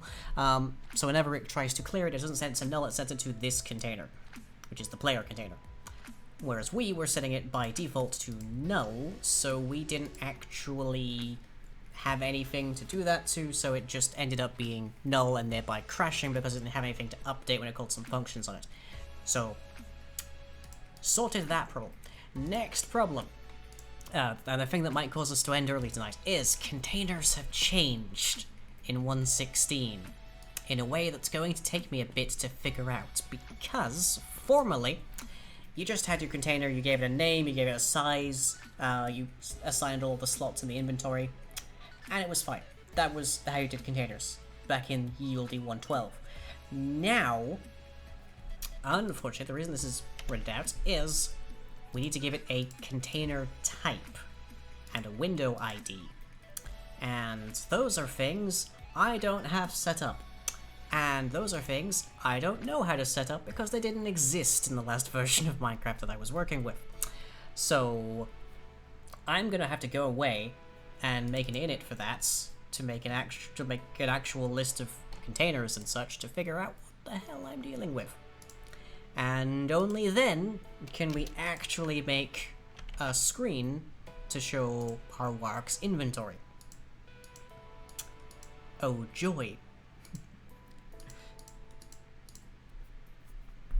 Now there is another possibility, in addition to all of that, at least, which I just contemplated, which is, Wargs are big things. How often do you have to clamber onto a horse to see what's in its saddlebags? Would it be fun, therefore, to be able to, in effect, be looking at a Warg's butt and be able to, from there, access its inventory? Like you were actually like you were actually peering into the saddlebags, essentially, rather than having to actually get onto the Warg to do it. Like, the writer probably should be able to still access the Warg's inventory just as a matter of course, but it'd be handy if you could just, like, ride up next to somebody and they could reach into the saddlebags and grab stuff. That also raises the possibility of sneaking things out when someone's parked, for instance. That could be a fun idea. I'll have to, like, that sounds fun to me. What does everybody else think?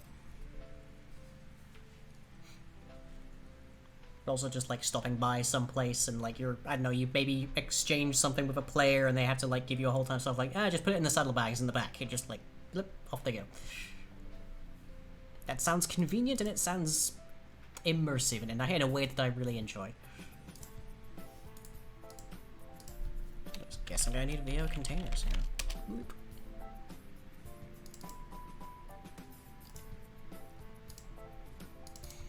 What I put in here, not the foggiest.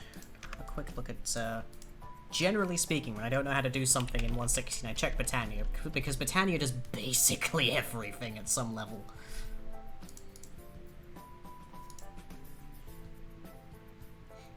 Let's see, where would that be?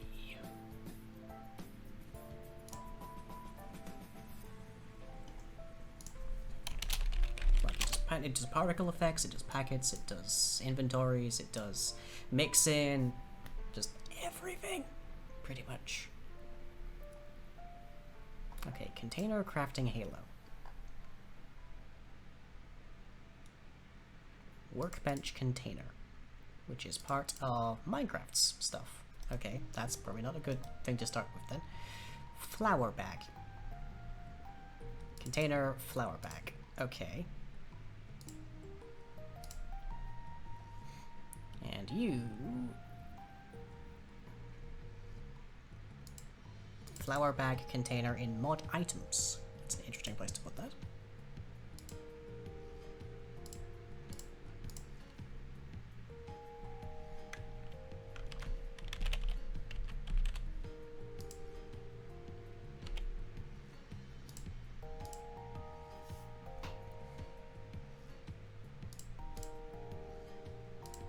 barking up the wrong tree again. Yeah, this is why I say this is probably going to be an early end to the stream, for the sheer virtue of it's going to be me doing a lot of this.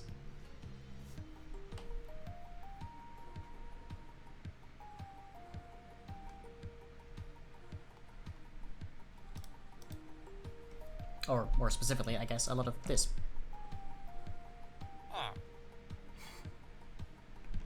Well.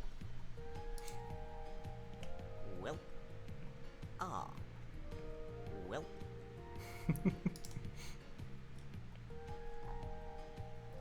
Okay, container type. Is that anywhere in here?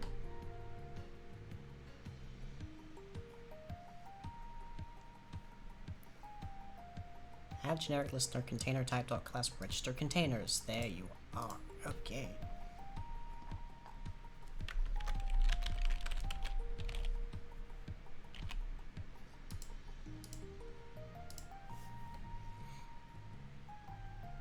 Okay. Registry item, get key, flower bag container.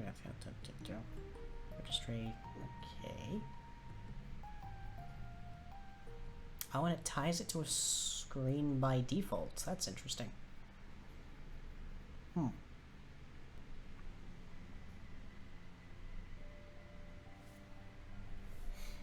Fascinating. Okay. Right, well that saves me a little bit of trouble here.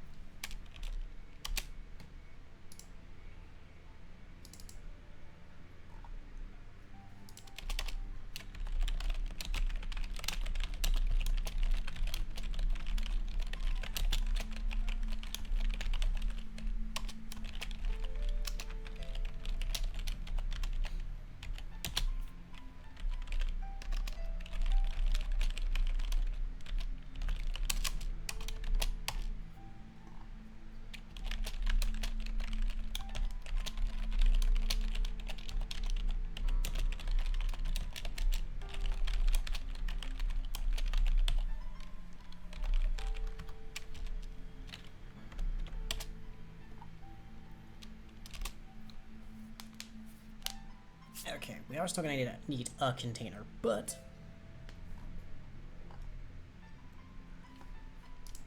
progress at least.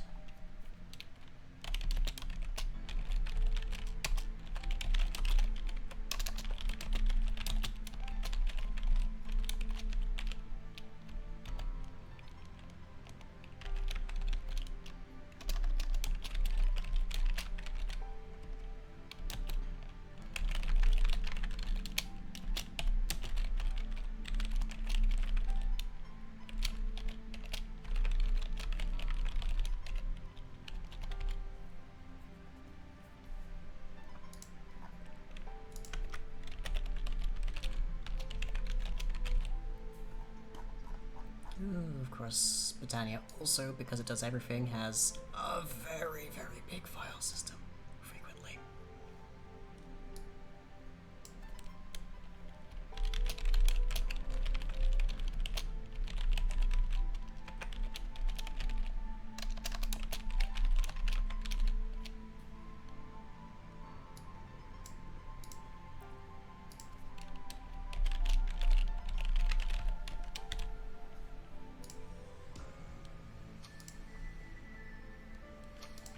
Okay. What exactly is from network in this case? I think I see that. Okay, I think I see the line there.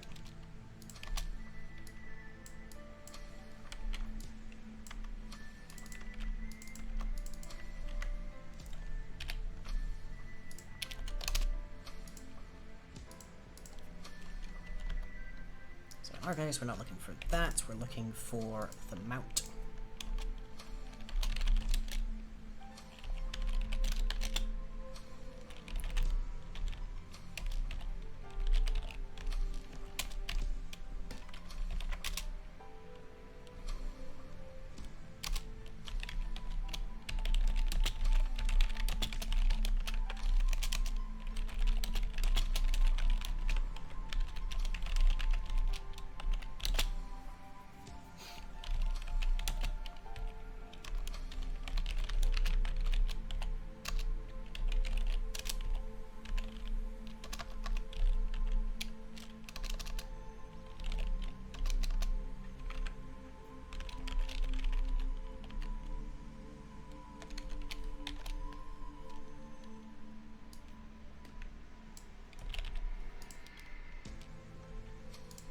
Okay, and then down here we need int window ID, player inventory, and an inventory of this work.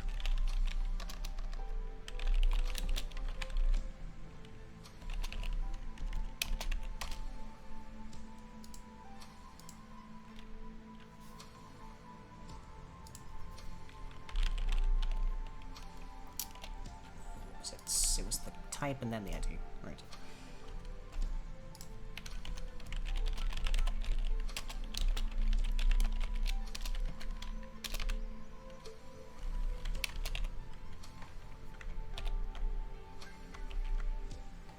Okay, make the Warg chest actually visible.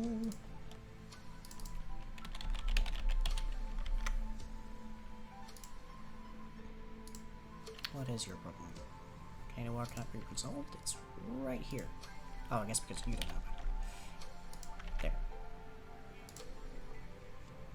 Okay, that's fine. For the moment, at least.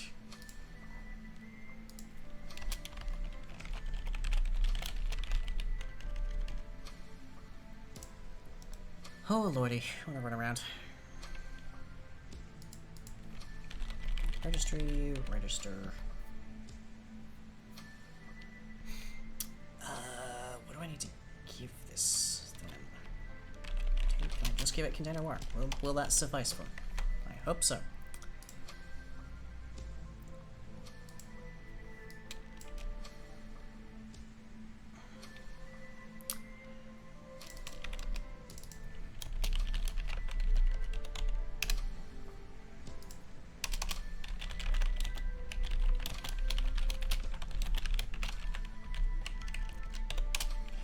The Warg equals Wargin. Wargin hard or hardly Wargin? Okay. Oh, I'm melting. Melting so much here. Okay, that should get us the container that we need. In which case, we should be a... Oh, it's occurred to me we don't have a window ID. How do we know what ID to stick in there when we actually open the Warg?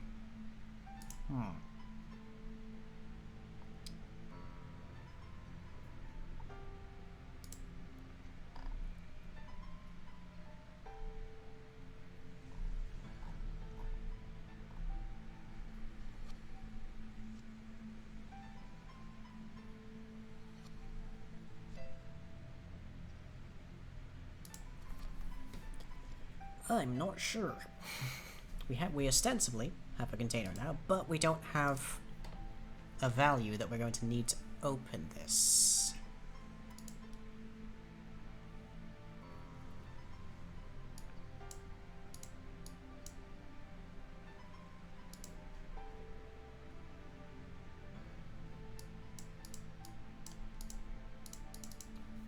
Let's see. Tania's using function called simple named container provider and I named container provider. Where is that coming from? And is it... That is apparently both vanilla Minecraft. Color me surprised. That's actually Minecraft being more helpful than usual.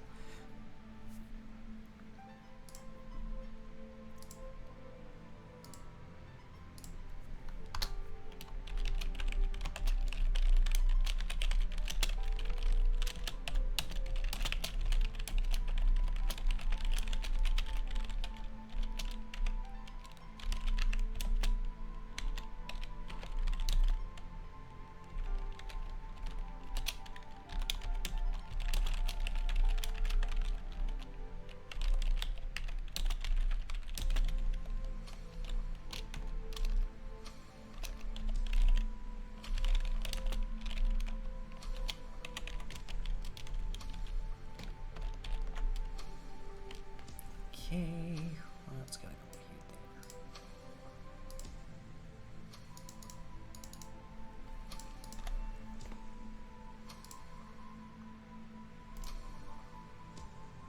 there? Window, player, and I'm guessing there's a value here, P1.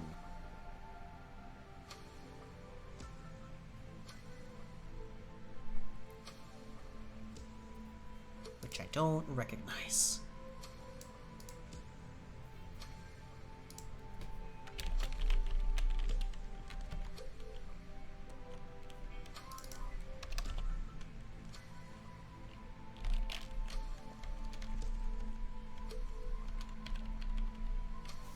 Where is your player inventory here?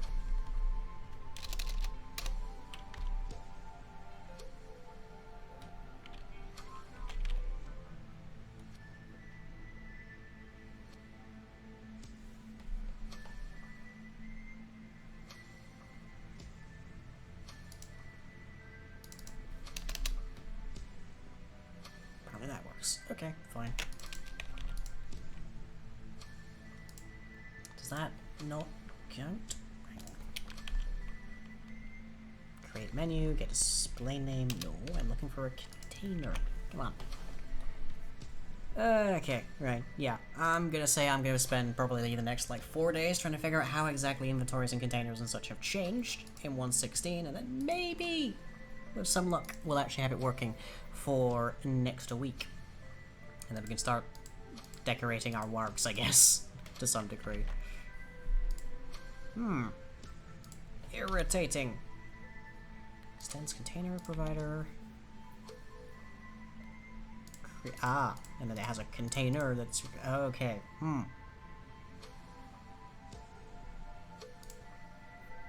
Okay then, so return container dot create.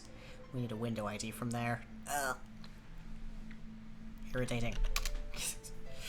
Back at square one. Needing a window ID. For my horse window. That's actually a dog. As big as a horse. Big bear hunting dog, but still. Anyways. Sorry about that, everybody. Hope you've enjoyed the last, like, 90 minutes of me being very confuzzled at how things have changed, but we did get some progress towards it, so there's that. As soon as I can figure out a container, then we can start working on a screen, and then we'll have full access to our wargs saddlebags. And armor and other such stuffs. Otherwise, my next stream is probably not tomorrow because I've got a bit of work to do with Tyser, but on Thursday we should have some Sea of Thieves or some Among Us with the Will of Madness crew, and then on Friday we might have another bonus stream, we'll see, but on Saturday we should have the carousel with the patrons, and spinning the wheel to see what we play. Last time was, I think, Sea of Thieves because we all wanted Sea of Thieves. Who knows what it is this time. Then we'll be back on Tuesday, hopefully with some progress on the Wargs. Meanwhile, any videos I make are over at youtube.com/comic, and everything I do is powered by you at patreon.com/light. Hope you've all enjoyed. I'll catch you all later. Next time. So how on earth does this work? I need to find, like, a modded horse, essentially. That isn't also just a horse. For that matter. I have to dig around for that.